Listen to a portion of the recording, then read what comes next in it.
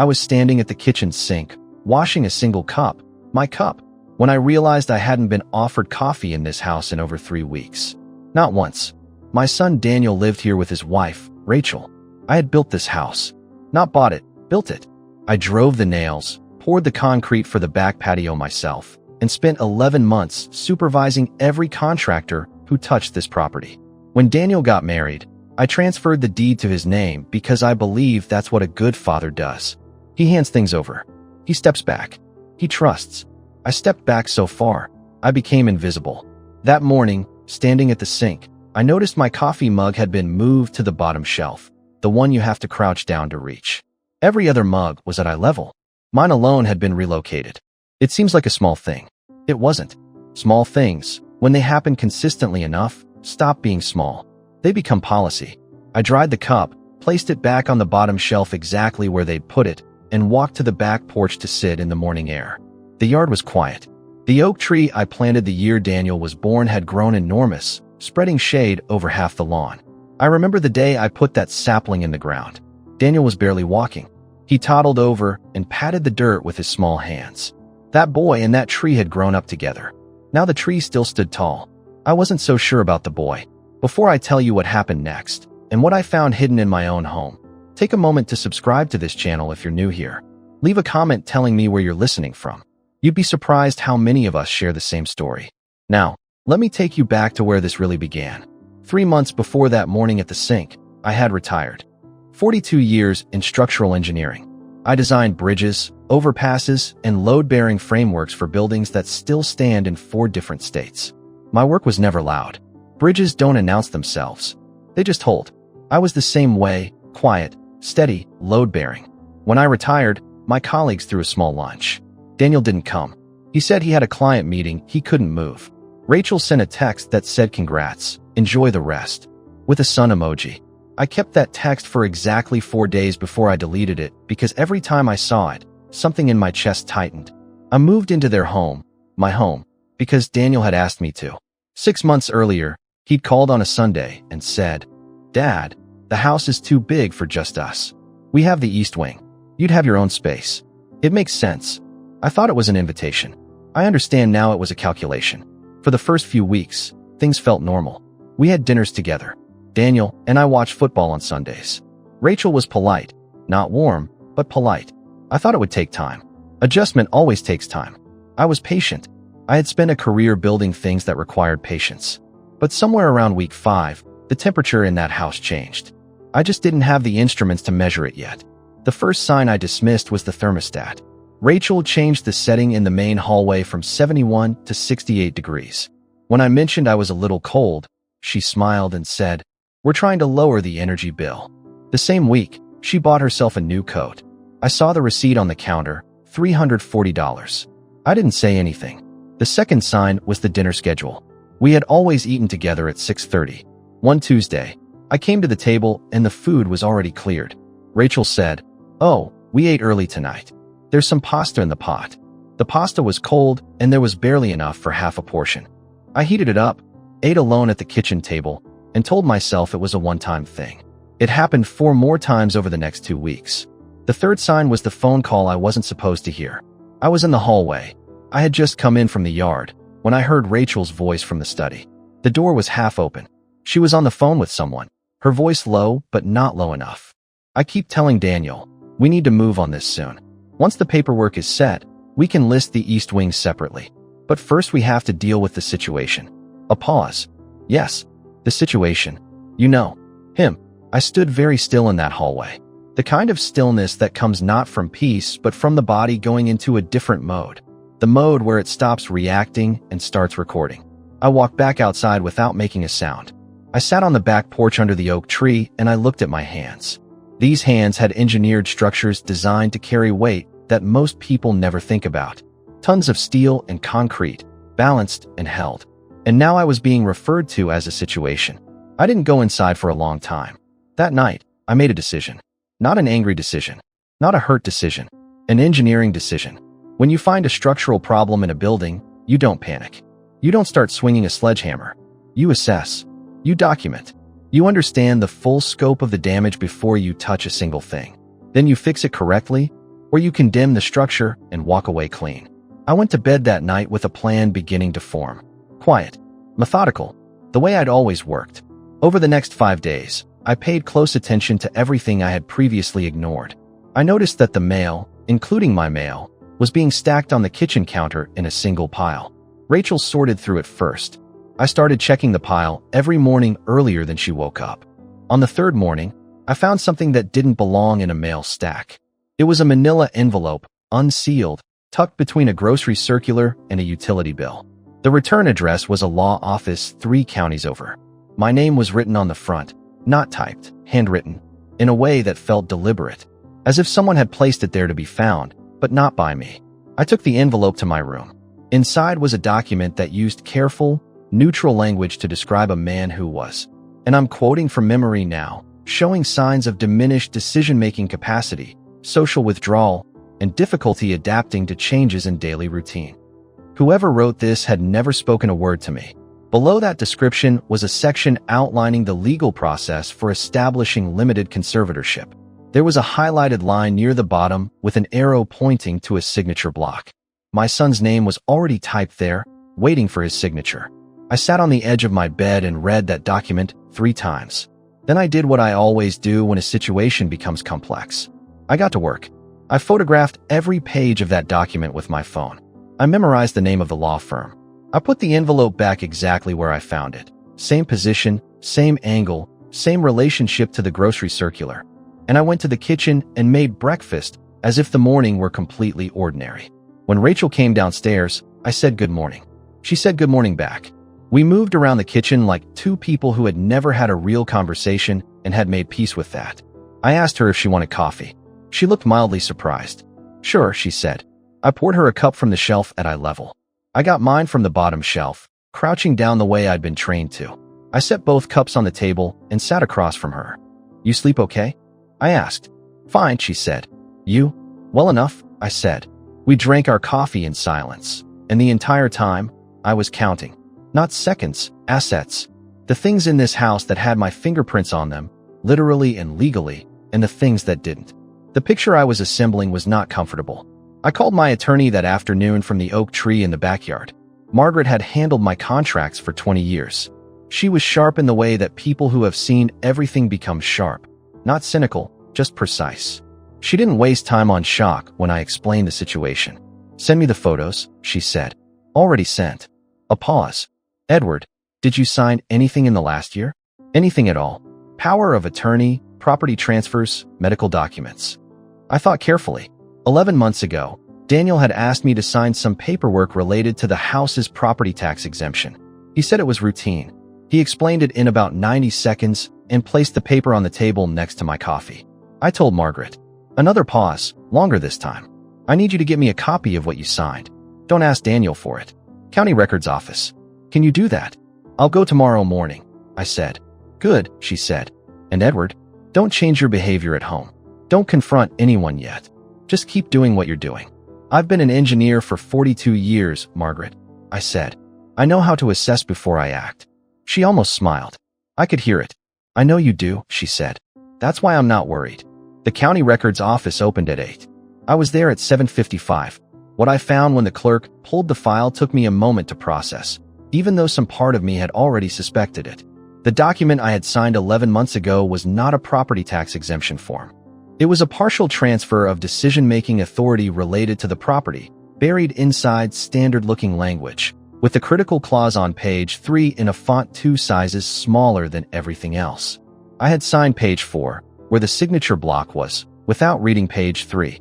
In 42 years of professional work, I had never signed a document without reading every page. I had made one exception. For my son.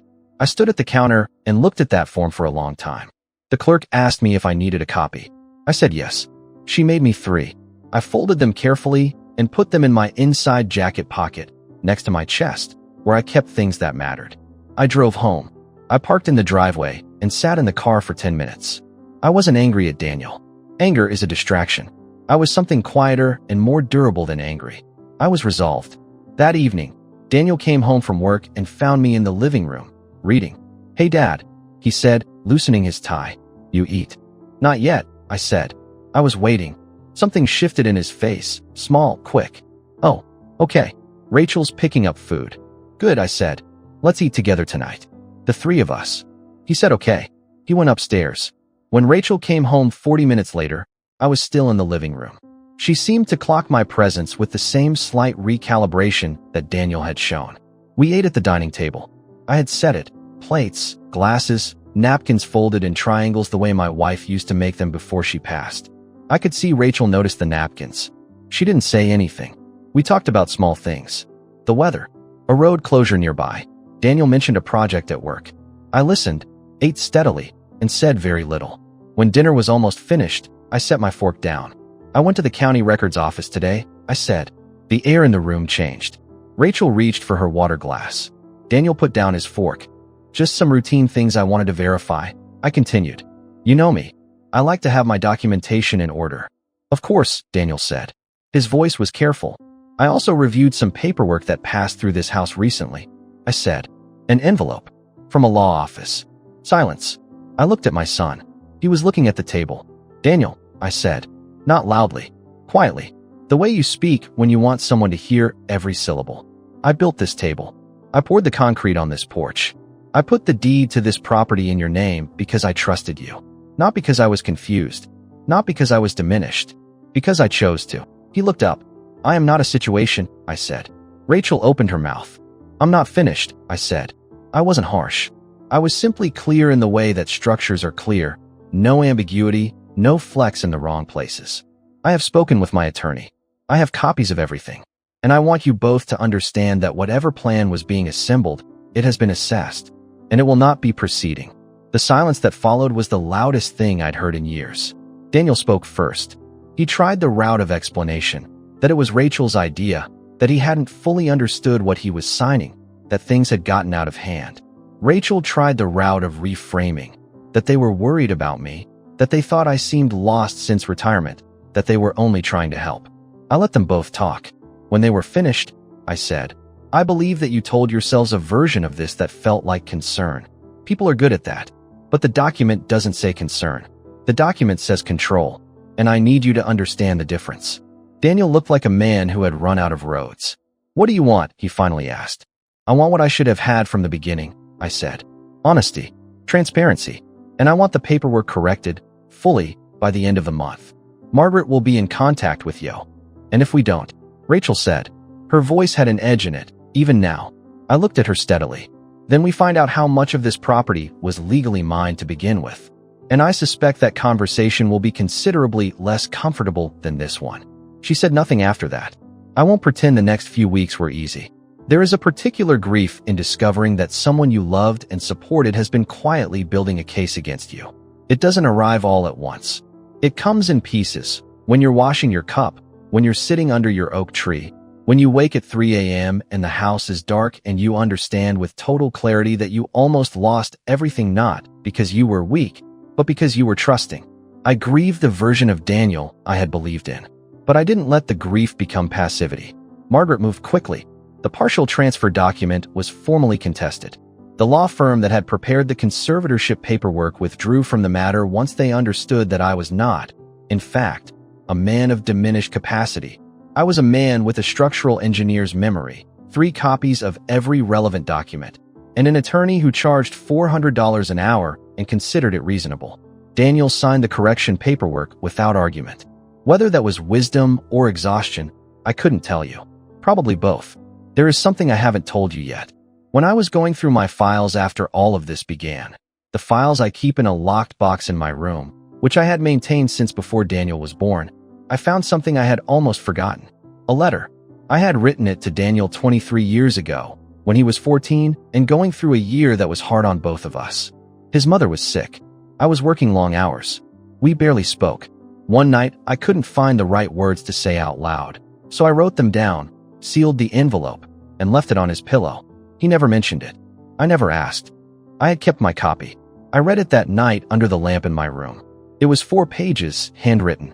I had told him that being a father meant signing up for the hardest kind of love, the kind where you give without keeping score, where you stay when leaving would be easier, where you build things knowing someone else will live inside them. I wrote, "I am not building for myself. I am building for you. And I hope that someday you will build something for someone else the same way. I sat with that letter for a long time, and then I made a decision that surprised even me. The following Sunday, I asked Daniel to walk with me. We went to the backyard. I showed him where the oak tree's roots had expanded under the lawn. You could see the lifted edge of the grass near the south side if you knew where to look. I had been monitoring it for 2 years. Left alone, the roots would eventually compromise the foundation of the back fence. I'm going to have to trim the roots next spring, I said. Otherwise, they'll damage the structure. Daniel nodded, looking at the ground. I loved your mother very much, I said. He looked up. She used to say I love things more than people. The houses, the bridges, the projects. I paused. She wasn't entirely wrong. It was easier to love things. Things don't disappoint you the way people can. Daniel said nothing, but he didn't look away. I should have told you more, I said. I should have spent less time building the framework and more time furnishing the inside. I looked at the tree. That's not an excuse for what happened. It's just a thing I needed to say out loud. Daniel's jaw worked. He blinked twice. Dad, you don't have to say anything, I said. I'm not asking for anything right now. I just thought you should know that I understand my part in this. I turned to face him. But understanding my part doesn't mean accepting yours. We're clear on that. We're clear, he said quietly. We stood there under the oak tree for another few minutes without speaking. It wasn't comfortable, but it was honest. And honest silence is worth more than comfortable lies. 2 months later, the paperwork was fully resolved. My name was restored to its rightful place on the property documents. The conservatorship process had been formally terminated before it ever reached a filing stage. Daniel and Rachel were still in the house. I had not asked them to leave. What I had asked for was a set of agreements, written, signed, and filed with Margaret, that outlined exactly how decisions regarding this property would be made going forward. Rachel pushed back on this initially. She called it transactional. I told her that transactions between people who care about each other are called agreements, and that agreements are what keep relationships from becoming wars. She signed. Here is what I want to tell you. Whoever you are, wherever you're listening from, I spent 42 years designing structures meant to carry weight without collapsing. The principle is simple. Every load-bearing element must be identified, assessed, and properly supported. If you ignore a stress point, it doesn't disappear. It accumulates. And when it fails suddenly, and it takes everything adjacent to it down as well. People work the same way. When you absorb mistreatment quietly, when you move your mug to the bottom shelf in your own mind before anyone even asks you to, you are allowing stress to accumulate in a structure that was never designed to hold it. You are not being patient. You are being architectural about your own erosion. I made that mistake for months. I made it because I loved my son, and because love sometimes looks like looking away from things you don't want to see. But I want you to know something. It is not too late.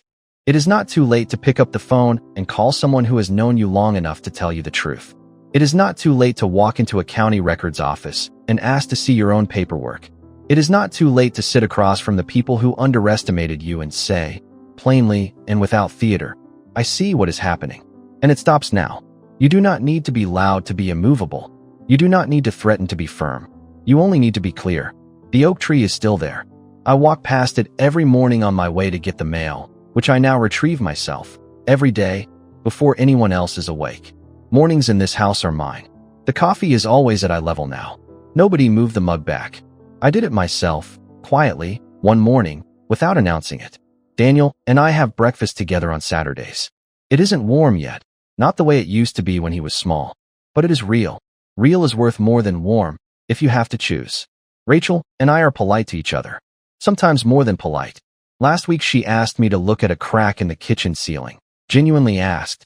Not as a manipulation, just as someone who recognized that I knew things she didn't. I looked at it.